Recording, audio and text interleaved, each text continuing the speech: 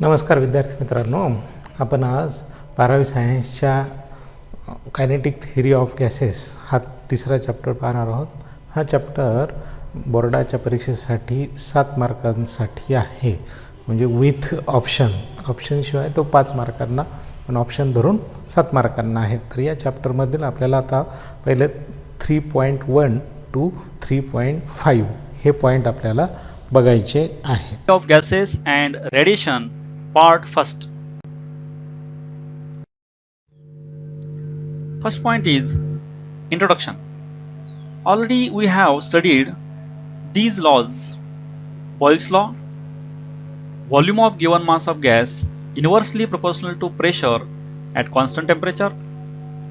Charles law, volume of given mass of gas directly proportional to temperature at constant pressure.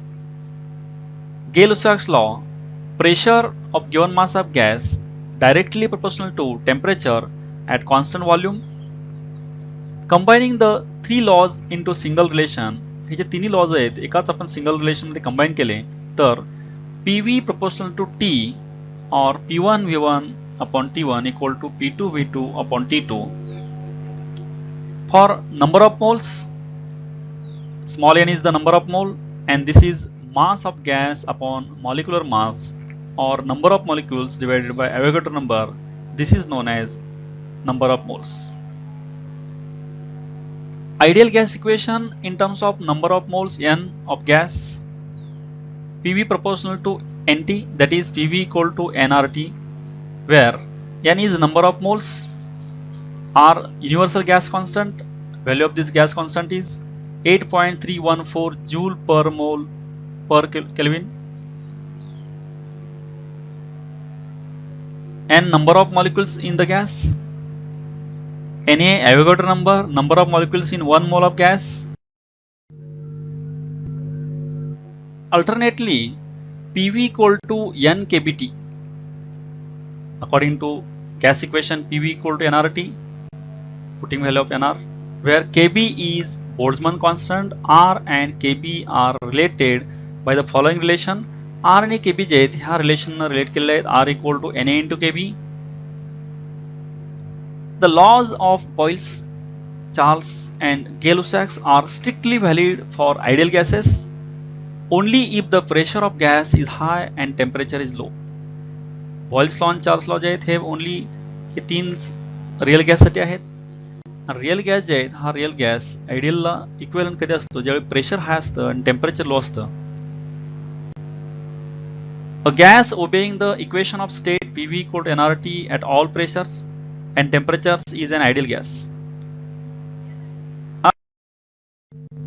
Now, behavior of gases.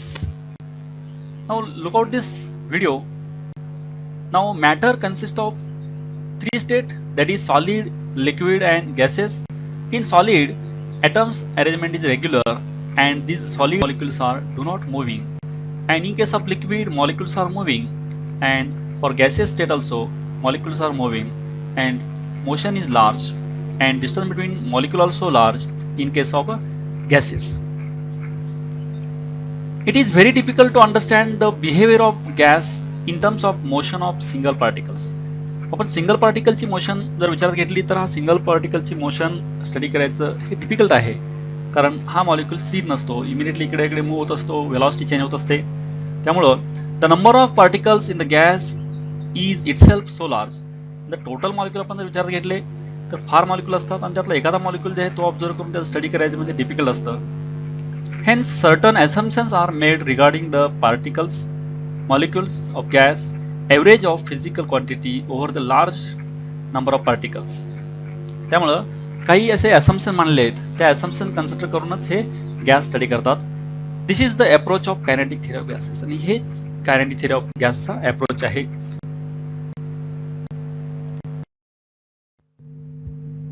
Next one is ideal gas and real gas. Now observe this video. In this tank, gas molecules are filled and these gas molecules are doing random motion and these gas molecules are colliding one another each.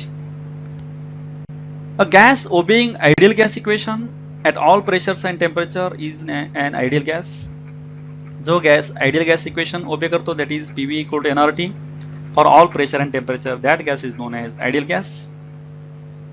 In an ideal gas intermolecular interactions are absent. म्हणजे दोन molecule जे आहेत ह्या दोन molecule मधलं interaction जे आहे हे इंटरॅक्शन नसतं. दोन मॉलिक्यूल मध्ये इंटरॅक्शन होत नाही आयडियल गॅसमध्ये. Real gases are composed of atoms or molecules which do interact with each other. Real गॅसमध्ये काय होतं का मॉलिक्यूल असतील किंवा ॲटम असतील हे एकमेकाबरोबरती इंटरॅक्शन होत असतात. ॲट लो प्रेशर और हाय temperatures the molecules are far apart and therefore molecular interactions are negligible. Under these conditions, behavior of real gas is close to that of an ideal gas. तर ज्यावेळी low pressure आणि high temperature असतं त्यावेळी real gas जे आहे real गॅसमधले जे molecules आहेत ह्यामधलं interaction हे अतिशय कमी असतं. कारण का ह्या मॉलिक्यूलमधलं अंतर जास्त असतं आणि इंटरॅक्शन हे कमी असल्यामुळं हा जे रिअल गॅस आहे हा रिअल गॅस आपण आयडियल गॅस कन्सिडर करू शकतो at low pressure and high temperature. Next one is mean free path. Now let us observe this video. In this case, again inside the cylinder, these gas molecules are filled and these molecules are execute random motion. यामधले जे molecule fill केले आहेत ते random motion करतात म्हणजे इकडे तिकडे असे motion करतायत ते. In between two successive collision, the molecules move along straight path with constant velocity. म्हणजे हे मॉलिक्यूल मोशन करते वेळी एकमेकावरती कोलाइड होतात, एकमेकावरती कोलाइड होत वॉलवरती कोलाइड होतात साईडला. त्यामुळे एकमेकावरती कोलाइड होते वेळी कोलिजन झाल्यानंतर नेक्स्ट कोलिजन होईपर्यंत त्यामधला जे पाथ असतो हा पाथ हा स्ट्रेट लाईन असतो. Mean free path lambda the average distance travelled by a molecule with constant velocity between two successive collision. Mean free path जे आहे म्हणजे एखादा मॉलिक्यूल दुसऱ्या मॉलिक्यूलवरती कोलाइड होईल परत तिसऱ्या मॉलिक्यूलवरती कोलाइड होईल असं प्रत्येक वेळी कोलिजनच्या वेळी हे जे डिस्टन्स आहे हे डिस्टन्स वेगवेगळं असतं. हे जर ॲव्हरेज घेतलं मीन घेतलं तो मीन फ्री पाथ जे आहे त्या मॉलिक्यूलचा सक्सेसिव्ह कोलिजन मधला एका कॉन्स्टंट व्हेलॉसिटी त्याला म्हणायचं mean free path and this is denoted by lambda. The mean free path lambda is inversely with density of gas rho equal to n/v where n is the number of molecules enclosed in the volume V. Again lambda is inversely proportional to size d. Mean free path जे हा mean free path गॅसच्या density वरती त्यानंतर त्या size वरती depend असतो mean free path. या diagram मध्ये साइडला दाखवलेला आहे gas with molecules dissipated in the container. Staff action photograph म्हणजे एक फोटोग्राफ घेतलेला आहे एखाद्या पर्टिक्युलर इन्स्टंटला सगळे मॉलिक्यूल स्थिर वाटतात आपल्याला पण असे हे मॉलिक्यूल मूव्ह होत असतात. A typical molecule in a gas executing random motion. हे रॅन्डम मोशन कसे करतात दोन मॉलिक्यूल कोलिजन मधलं पाथ जे हा स्ट्रेट लाईन कसा होतो ह्या साईडच्या डायग्राम मध्ये दाखवलेला आहे. एरो मार्कनं ते त्याची मोशनची डायरेक्शन आहे.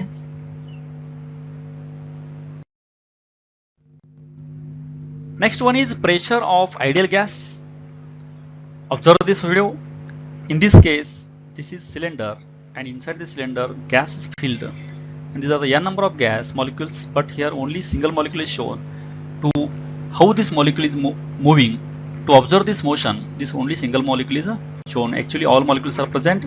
Now see this how this molecule is moving and this as the molecule moves along this direction and collides on the wall again bounce back again collide on another wall like this multiple collision takes place in this case. Now consider this diagram.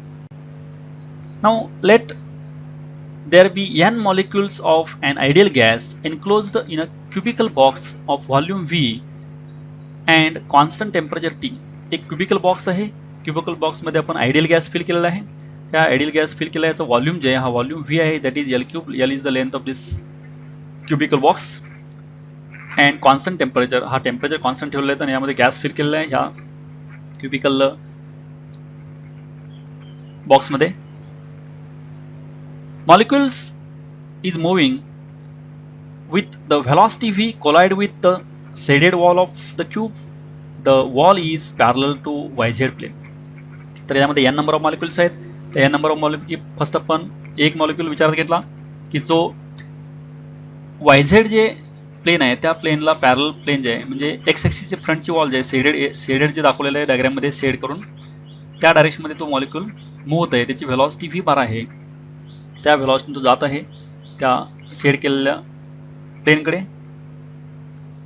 The change in momentum of x component म्हणजे हा molecule ज्यावेळी along x direction move झालेला आहे त्यावेळी x direction फ्रंटची wall जे आहे त्या फ्रंटच्या वॉलवरती कोलाइड होईल. कोलाइड झाल्यानंतर बाउन्स बॅक होईल, परत मागे येईल आणि हे कोलिजन इलॅस्टिक असतं. इलॅस्टिक कोलिजनमुळे काय होतं तो परत ॲज इट इज सेम स्पीडनं बाउन्स बॅक होतो. त्यामुळे याचं चेंज झालेलं मोमेंटम जे आहे हे momentum delta p x that is along x axis is final momentum minus initial momentum. That is momentum before collision equal to momentum after collision. Now momentum before collision, momentum is mass into velocity.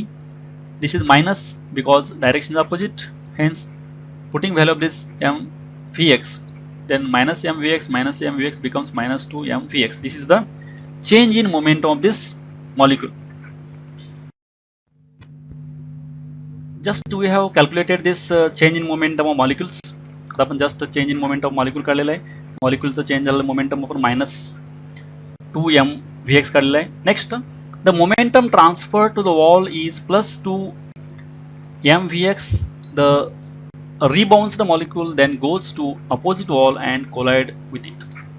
म्हणजे आता हे molecule जे आहे हे molecule वॉलवरती collide झाल्यामुळं वॉलला gain झालेलं momentum जे आहे कारण मायनस जे टर्म आलेले आहे चेंज इन मोमेंटम मॉलिक्यूलची मायनस टर्म म्हणजेच काय त्या मॉलिक्यूलनं तेवढं मोमेंटम लॉस केलेलं आहे. जर मॉलिक्यूलनं तेवढं मोमेंटम लॉस केलं असेल तर ते दुसऱ्या कोणाला तर तेवढं मोमेंटम गेन व्हायला पाहिजे. मग ते ह्या वॉलला मोमेंटम गेन झालेलं आहे म्हणून वॉलचं गेन झालं मोमेंटम जे आहे हे प्लस 2 m vx येतं. Let L is the length of the cubical box. The time for the molecule to travel back and forth to the shaded wall is म्हणजे first molecule ज्यावेळी one वॉलवरती collide होईल परत bounce back होईल another वॉलवरती collide होईल. ह्या दोन्ही मधलं लेंथ जे आहे ही L असते. त्याला लागणारा टाइम जे आहे हा time T delta T equal to 2L by Vx म्हणजे टू सक्सेसिव्ह कोलिजन म्हणजे फर्स्ट वॉलवरती मॉलिक्यूल कोलाइड झाला परत सेकंड वॉलवरती कोलाइड होऊन परत पहिल्या वॉलला आल्यानंतर ते जे अंतर होतं टोटल डिस्टन्स 2L होतं. त्यामुळे टू सक्सेसिव्ह कोलिजनला डिस्टन्स जे आहे 2L आणि व्हेलॉसिटी आहे Vx. त्यामुळं त्याला लागणारा टाइम जे आहे डेल्टा T हा delta T equal to 2L by Vx. Average force exerted on the shaded wall by molecule 1 is given as average force equal to average rate of change of momentum. मग हा जे molecule आहे हा molecule त्या shaded वॉलवरती collide झाल्यानंतर त्यावरती exert झालेला जे फोर्स आहे कारण हा मॉलिक्यूल कोलाइड झाल्यामुळे त्या वॉलला फोर्स मिळतो आणि फर्स्ट मॉलिक्यूल कोलाइड झाल्यामुळे मिळालेला फोर्स जे आहे फोर्स हा 2m vx1 upon 2L by Vx. Force जे आहे rate of change of momentum आहे. Rate of change of momentum value put केलेलं आहे. Change in momentum upon time. Change in momentum आहे 2m vx आणि टाइम आहे 2L by Vx. First x first म्हणजे काय फर्स्ट मॉलिक्यूलचा ते सफिक्स लिहिलं आहे.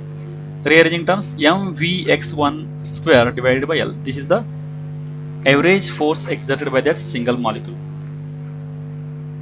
Total average force on the wall from all molecules हा आहे सिंगल मॉलिक्यूल मुळे फोर्स आता जस्ट आपण काढला तो. त्यानंतर आता नेक्स्ट ऑल मॉलिक्यूल जे हा पहिला मॉलिक्यूल आहे असे दुसरे मॉलिक्यूल तिसरा मॉलिक्यूल चौथा मॉलिक्यूल असे प्रत्येक मॉलिक्यूल सर्व मॉलिक्यूल जे आहेत हे त्या शेडेड वॉलवरती कोलाइड होतील आणि ते कोलाइड झाल्यामुळे सर्व जे मॉलिक्यूल आहेत त्या सर्व मॉलिक्यूलमुळे जे ऍक्ट होणारा फोर्स आहे तो फोर्स हे प्रत्येक मॉलिक्यूलचा फोर्स ऍड केला तर आपल्याला m vx1 square L plus m vx2 square by L m vx3 square by L हे सगळे ऍड केल्यानंतर m बाय L कॉमन घेतलं. m बाय L कॉमन घेऊन रिमेनिंग टर्म जे आहेत ब्रॅकेटमध्ये vx1 square plus vx2 square plus vx3 square up to total number of molecules bracket complete.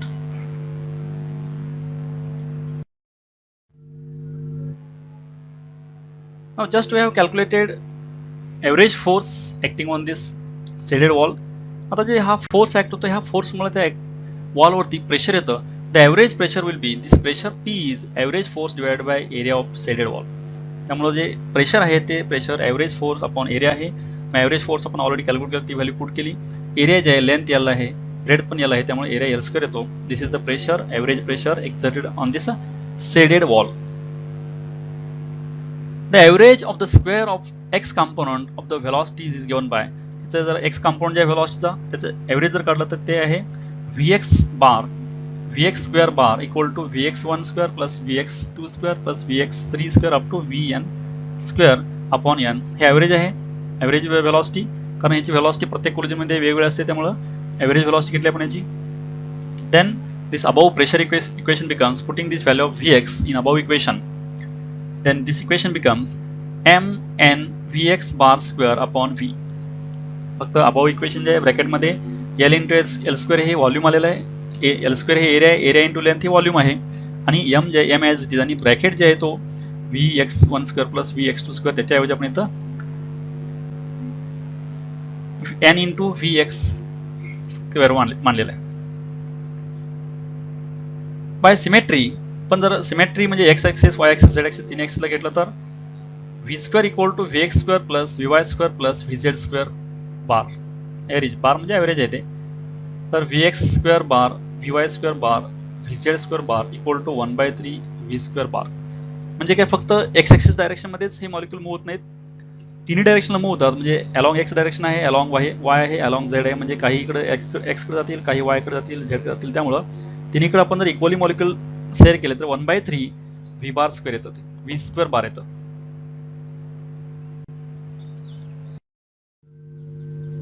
Next आपण जे आता एव्हरेज प्रेशर काढले त्यामध्ये the molecules have no preferred direction to move therefore the average pressure is above equation मध्ये जे Vx square बार जे होतं त्याच्याऐवजी आपण इथं Vx स्क्वेअर बार रिप्लेस केलंय व्ही स्क्वेअर बारनं कारण अलॉंग एक्स वाय झेड तिन्हीचे कॉमन वेलॉसिटी घेतले ते then final equation becomes P equal to 1/3 n by V small m V square bar. This is the average pressure exerted by these molecules on the wall of this container cylinder box. म्हणजे आपण एखाद्या box मध्ये cylinder मध्ये gas fill केल्यानंतर जे molecule जे हे molecule random motion करतील रॅन्डम मोशन जे करतात ते रॅन्डम मोशन करत करत सगळे मॉलिक्यूल एकमेकावरती कोलाइड होतील एकमेकावरती कोलाइड होत होत लास्टला वॉलवरती कोलाइड होतील वॉलवरती कोलाइड झाल्यामुळे वॉलवरती जे प्रेशर येणार आहे ते pressure P is equal to 1/3 n by V m V square bar that is average velocity याने हे नंबर ऑफ मॉलिक्यूल्स आहेत V व्हॉल्यूम ऑफ दिस आहे m mass of single molecule V square bar is the average velocity RMS velocity and P is the pressure